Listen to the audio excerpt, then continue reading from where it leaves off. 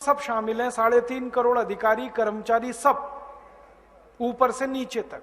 आप अगर किसी बच्चे के जन्म का प्रमाण पत्र बनवाने के लिए म्युनिसिपल कॉरपोरेशन में चले जाएं, बिना रिश्वत प्रमाण पत्र नहीं बनेगा। और घर में कोई मर गया तो मृत्यु प्रमाण पत्र बिना रिश्वत नहीं बनेगा। तो जन्म से लेकर मृत्यु तक सारे काम आपके रिश्वत से ही होते हैं। तो लूटने में कर्मचारी भी पीछे नहीं है, हर जगह लूट है। और ये क्यों लूट है? क्योंकि ये जो कर्मचारियों का सिस्टम अंग्रेजों ने खड़ा किया था, वो लूटने के लिए ही तो खड़ा किया था। वो लूटेगा ही और क्या करेगा। कलेक्टर बनाया उन्होंने लूटने के लिए, डिप्टी कलेक्टर बनाया लूटने के लिए, कमिश्नर बनाया लूटने के लिए। तो आज भी कलेक्टर, डिप्टी कलेक्टर, कमिश्नर लूटेंगे ही, और क्या करेंगे।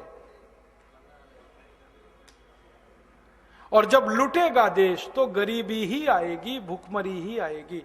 आप तो सोचो ना, 20 लाख करोड़ का 17 लाख करोड़ लुट जाए किसी देश का, वो देश तो कभी भी पनप नहीं सकता, अमीर हो नहीं सकता। ये है हमारे देश का हाल। अब भूतकाल में लुटे हम, वर्तमान में लुट रहे हैं, भविष्य क्या होगा अंदाजा लगा सकते हैं। ये लूट अगर ऐसे ही चली तो थोड़े दिन में तो कुछ रहेगा नहीं। अब हमारे सामने दो ही विकल्प है। एक विकल्प है कि जैसे अंग्रेजों की व्यवस्था को तोड़ने के लिए क्रांतिकारियों ने काम किया, वैसे ही इन काले अंग्रेजों की लूट की व्यवस्था को तोड़ने के लिए कुछ नए क्रांतिकारियों को पैदा होना पड़ेगा।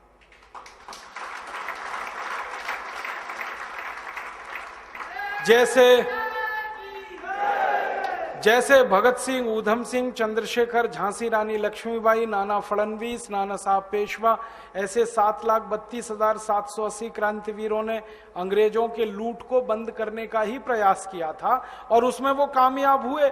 15 अगस्त 1947 को अंग्रेज चले गए और लगा कि लूट का एक अध्याय बंद हुआ। लेकिन ये हमारा दुर्भाग्य है कि फिर दोबारा लुटेरे पैदा हो गए इस देश में। मुझे तो कई बार लगता है कि रॉबर्ट क्लाइव की आत्मा ही मधु कोड़ा में प्रवेश कर गई, और मधु कोड़ा ही क्यों, सभी लुटेरे नेताओं में प्रवेश कर गई वही आत्मा अंग्रेजों की। इसलिए ये अपने देश को लूट रहे हैं और बेशर्मी से लूट रहे हैं। हमारे देश में ये जो राजनीतिक पार्टियां हैं ना, ये पार्टियां नहीं है, डाकुओं के गिरोह हैं ये। हाँ, मैंने इनको पार्टी कहना बंद कर दिया। लुटेरों के गिरोह हैं ये, पार्टी नहीं है आप। और लूट में नेताजी लगे हैं, उनकी पत्नी लगी है, फिर उनका बेटा लगा है, बेटे की भी पत्नी लगी है, फिर उनका चाचा, उनका ताऊ, उनका भतीजा, उनका मामा, उनका साला, सभी तो लूटने में लगे हैं। बताओ कौन सा खानदान है जो नहीं लूट रहा है। खानदान के खानदान लूट में लगे हुए हैं। यही देख लो आंध्र प्रदेश में। कल तक आंध्र प्रदेश के जिन नेताओं के पास टूटी साइकिल नहीं थी 20 साल पहले, आज उनकी संपत्ति हजारों करोड़ में कहां से आ गई, लूट के आई। और आंध्र प्रदेश क्या, महाराष्ट्र में देख लो, कर्नाटक में, सब जगह यही हाल है। और ये जो राजनीति है, ये चूंकि लुटेरों का गिरोह बन गई है, इसलिए हर लूटखोर नेता का बेटा और बेटी उसमें घुस रहे हैं, क्योंकि इससे ज्यादा आसान काम और क्या मिलेगा। चाय की दुकान भी चलानी पड़ती है तो मेहनत लगती है, यहां राजनीति में तो बिना मेहनत के लूटने को मिलता है। ना कोई मेहनत है, ना कोई मशक्कत है, ना कोई टैक्स देना है, और ना किसी से कोई जवाबदेही है। लूटो लूटो, घर भरो, विदेशी बैंकों के खाते भरो, ये है हमारे देश में।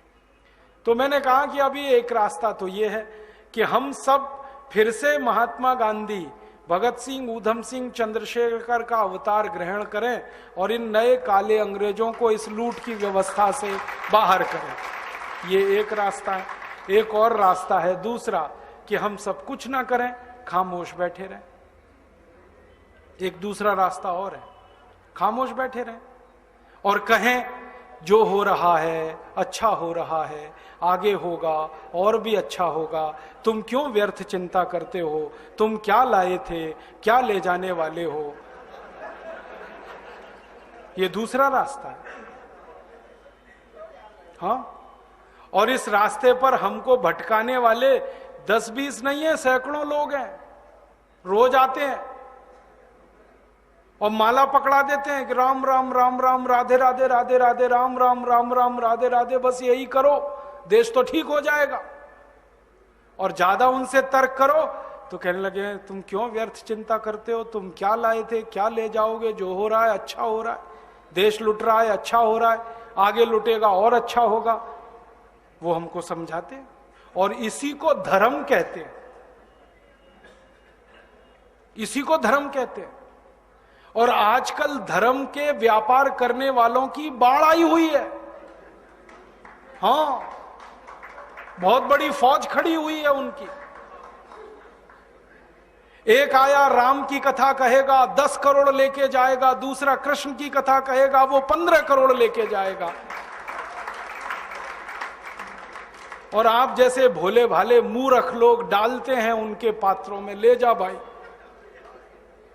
ये बापू नहीं है, डाकू हैं। बापू नाम तो शर्म आती है कहते हुए। कहीं से 10 करोड़ लूटो, कहीं से 20 करोड़, कहीं से 25 करोड़।